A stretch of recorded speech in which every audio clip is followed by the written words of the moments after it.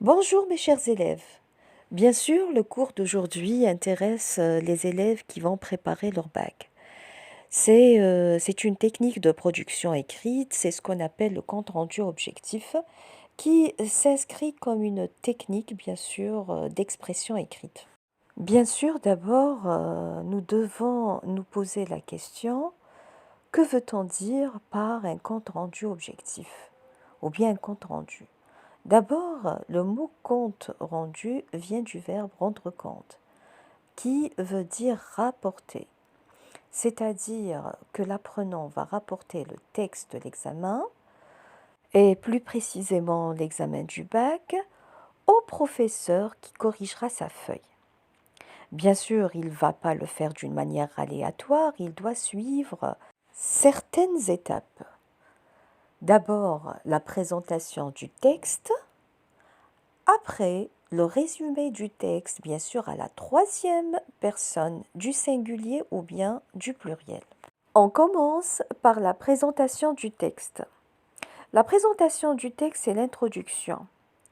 Vous devez d'abord présenter le texte d'une manière générale, en dégageant la source, le titre, le nombre des paragraphes, l'auteur qui l'a écrit, la date de publication, la maison d'édition, sans oublier le type de texte et de quoi parle-t-il. Par exemple, il s'agit d'un texte du type dont l'auteur est, de sa source, intitulée, paru le, composé de, abordant le thème suivant. Passons à la deuxième partie. La deuxième partie, comme on avait précisé, c'est le résumé du texte à la troisième personne du singulier s'il s'agit d'un seul auteur, ou bien à la troisième personne du pluriel s'il s'agit de plusieurs auteurs. Remarque très importante. Il faut rédiger le compte-rendu à la troisième personne comme on l'a déjà précisé. Il faut jamais donner son opinion ou bien exprimer son opinion comme dire je pense, à mon avis. Maintenant, je vais essayer de vous expliquer comment rédiger un compte-rendu d'un texte historique, mais je veux préciser que les questions des sujets de bac sont conçues afin d'aider l'élève à faire son compte-rendu en se focalisant sur les idées principales. Et du coup, je vous conseille ou bien je vous invite à les exploiter. Maintenant, passons à notre texte. Et quand vous voyez bien, le texte n'a pas de titre. Attention. On va commencer la lecture.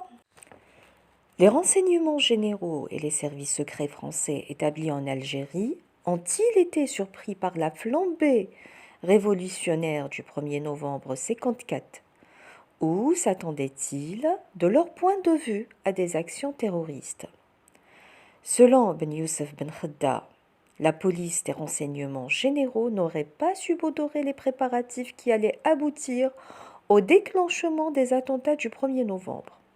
Trop content de voir le MTLD se déchirer en factions rivales entre messalistes et centralistes, les services secrets français n'auraient rien vu venir. Dans son essai sur les origines du 1er novembre 1954, l'ancien président du GPRA écrit « Pendant que les journaux français parlaient de règlement de compte entre MTLD, le CRUA menait ses préparatifs dans le plus grand secret. Les services de police se frottaient les mains devant le spectacle décevant des Izani, qui minaient le parti.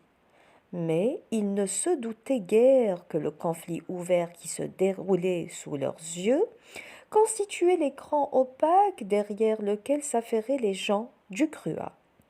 De son côté, l'historien Pierre Miquel note qu'aucun des projets du CRUA n'avait transpiré. Les hommes avaient bien gardé le secret. La réalité, et on le sait aujourd'hui, sensiblement différente. Farhat Abbas était mieux informé, qui écrit « La préparation des événements du 1er novembre n'a pas échappé comme on pourrait le croire aux autorités françaises.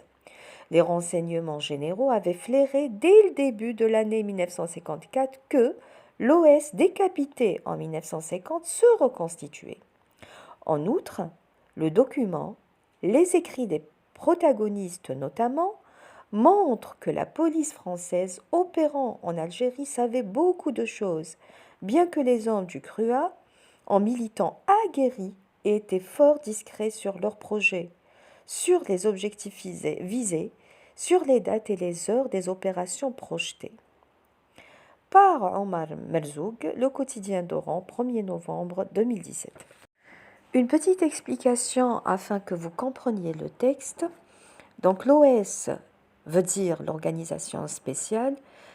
C'était le bras armé du mouvement pour le triomphe des libertés démocratiques, le parti de Missa el-Hajj. Alors que le comité, ou bien le CRUA, pardon, est le comité révolutionnaire d'unité et d'action. Bien sûr, ce comité, celui qui a planifié le déclenchement de la guerre de la Révolution, qui avait comme objectif, bien sûr, la souveraineté de l'Algérie et la liberté de l'Algérie, avec ses membres très connus, Mohamed Boudiaf, Mustafa Ben Boulaïd et les autres. Bien sûr, pour rédiger un compte-rendu objectif, le premier conseil que je vous donne est de prendre note, c'est-à-dire prendre un brouillon et commencer à noter les informations suivantes. La source du texte, ici c'est le quotidien d'Oran, c'est un article. L'auteur c'est Omar Merzoug. Le titre, on n'a pas de titre. La date de publication 1er novembre 2017, le thème abordé et les préparatifs liés au déclenchement de la guerre de la Révolution. Bien sûr, vous pouvez rajouter que le texte est de type historique. Et à partir de toutes ces informations, on peut rédiger la première partie de notre compte rendu. D'abord, il faut bien sûr laisser un petit espace, c'est ce qu'on appelle l'alinéa, pour rédiger l'accroche. Il s'agit d'un article du type historique de sa source, le quotidien d'Oran, dont le thème est les préparatifs liés au déclenchement de la guerre de la Révolution algérienne. Passons maintenant à la deuxième partie.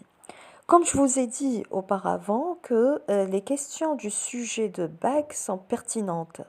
Elles vous aident vraiment à vous focaliser sur les idées principales du texte. Dans ce texte-là, bien sûr, on parle d'abord des préparatifs liés au déclenchement de la guerre. L'auteur cherche à affirmer que les autorités françaises étaient informées sur cela et afin de bien expliquer cet événement, il aborde deux points de vue contradictoires, celui de Ben Youssef Ben Khedda et Pierre Miquel, et celui de Farhat Abbas, selon lequel les services secrets savaient beaucoup de choses sur les projets de la Révolution. Et ce qu'il ignorait, c'était les dates et les heures de la réalisation de ces attentats. La rédaction de la deuxième partie sera comme suit.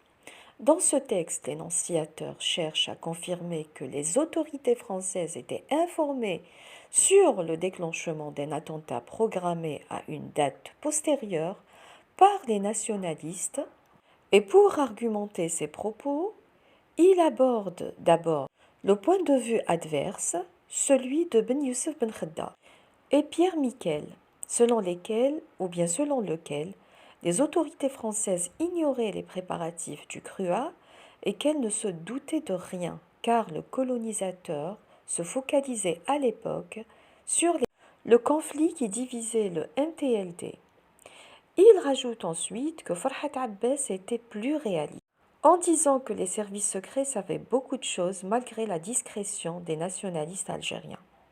La visée de l'auteur à travers ce texte est donc commémorer la date du 1er novembre 1954 et prouver un fait d'histoire en relation avec cette date.